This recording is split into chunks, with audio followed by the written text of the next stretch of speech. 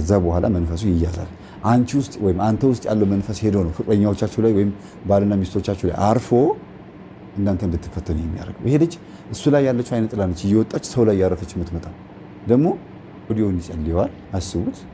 ልክ 3 ሰዓት ላይ ሲሆን ያው እንደነገርኳችሁ አሁን ድጋሚ እናገራለሁ። 3 ሰዓት ላይ በሚሆኑበት ሰዓታችሁ እንዲጮህ ታደርጉታላችሁ። 3 ሰዓት፣ 6 ሰዓት፣ 9 ሰዓት፣ 11 ሰዓት። እነዚህ 4 ጸሎቶች በቀን የሚጸለዩ ናቸው። እንደ ሱባኤ ማድረግ ትችላላችሁ። በኦዲዮ መስሪያ ቤት ውስጥ ያላችሁ፣ ንግድ ላይ ያላችሁ ሰዎች በልብሳችሁ በኩል አድርጋችሁ አንዷን ሂርፎን እዚህ ጋር ማድረግ ነው።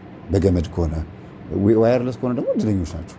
እርግጥ ቻርጅ ልትቸገሩ ትችላላችሁ። ግን 3 ሰዓት ላይ ከጸለያችሁ በኋላ እንደገና ቻርጅ ማድረግ ነው ለሚቀጥለው እንዲሆናችሁ።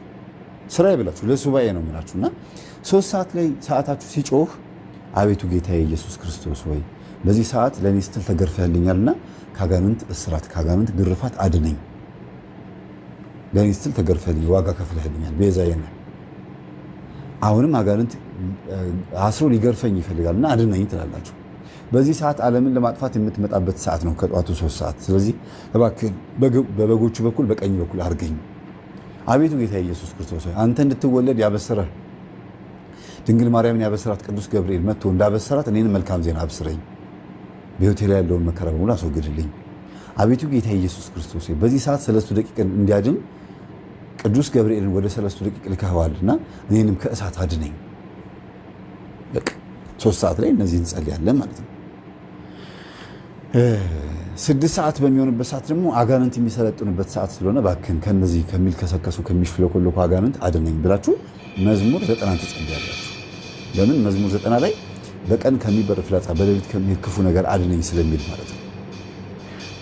መዝሙር 22ንም እግዚአብሔር እረኛዬ ነው የሚለውን ትጸልያላችሁ። 6 ሰዓት ላይ አጋንንት ይሰለጥናል፣ እኔንም አድነኝ። ከዛ ደግሞ እጁ የተቸነከረበት ሰዓት ነው። ችንካር እጁ የተወጋበት ቀነውን እደውዬ የሚለው የስቅለት ቀን የምንለው ይሄን ነው።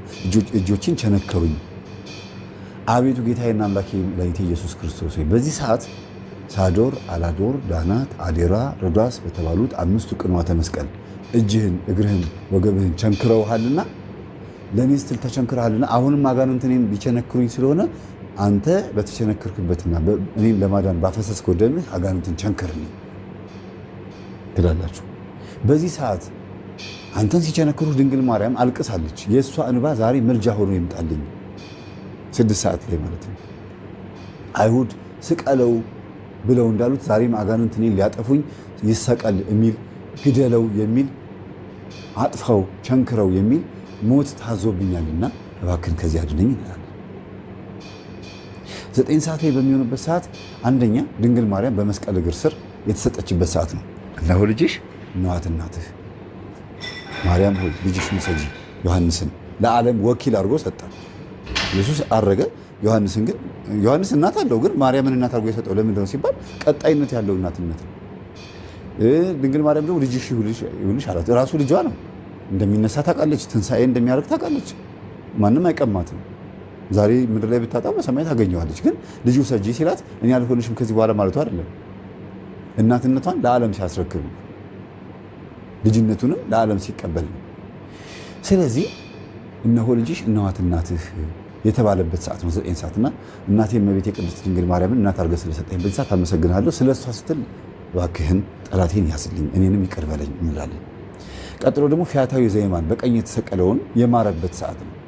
አልሰገደ፣ ገዳማት ለገዳማት አልዞረ፣ ወንበዴ ነበር። ግን በመስቀል ላይ ተሰቅሎ አቤቱ ጌታዬና አምላኬ መድኃኒቴ ኢየሱስ ክርስቶስ ሆይ በመንግስት በመጣህ ጊዜ አስበኝ ሲለው እውነት እውነት እልሃለሁ ዛሬ በገነት ከኔ ጋር ትሆናለህ አለው። ስለዚህ የፊያታዊ ዘየማንን ንስሐ የተቀበልክ ያችን ቅጽበት ኃጢአት ቅጽበት ጸሎት ተቀብለህ ዘላለማዊ ህይወቱን ወደ ገነት የሚያዞርበትን ለዘላለም የሰራውን 30 እና 40 ዓመት ሙሉ የሰራውን ኃጢአት የተውክለት አምላክ የኔን ኃጢአት ተውልኝ እንላለን 9 ሰዓት ሲሆን። ከዛ ደግሞ 7ቱ ቃላት 13 አይነት ቃላቶችን ተናግሯል በመስቀል ላይ ሆኖ። ተአምራትም ተፈጽመዋል። ጨረቃ ደም ለብሳለች፣ ከዋክብት ረግፈዋል፣ ፀሐይ ጨልማለች። እነዚህ ተአምራቶች የተፈጸሙበት ሰዓት ነውና ተፈጸመ ብለህ የተናገርክበት ሰዓት ነውና በእኔም ህይወት ላይ የመጣውን የአጋንንት ስራ እባክህን አስወግድልኝ፣ ተፈጸመ ብለህ እባክህን ወስንልኝ ብለን እንጸልያለን። ከፈጸመ በለኝ ነው። ከዛ ራሱን ዘንበል አድርጎ ነፍሱን ሰጠ የሚል ቃላት አለ። ደግሞ 9 ሰዓት ላይ ልክ ሲሆን የሞተበት ሰዓት ነው። ጌታ ሆይ እኔን ለማዳን ሞተሃልና እስከ ሞት ድረስ ራስህን የሰጠኸው ስለምትወደኝ ነው እና አመሰግንሃለሁ። እኔ ልጅህ እንዲሆን ፈቅደሃልና አመሰግንሃለሁ። ምስጋና እናቀርባለን። 9 ሰዓት ላይ ልመና ብቻ መሆን የለበትም። 11 ሰዓት ላይ ደግሞ ዮሴፍና ኒቆዲሞስ ከመስቀል አውርደው ወደ መቃብር የወሰዱበት ሰዓት ነው። ጌታ ሆይ በዚህ ሰዓት ሰይጣንን ድል ለማድረግ ወደ ምድር ወደ መቃብር የገባህበት ሰዓት ነው። እኔን ግደለው ተብሎ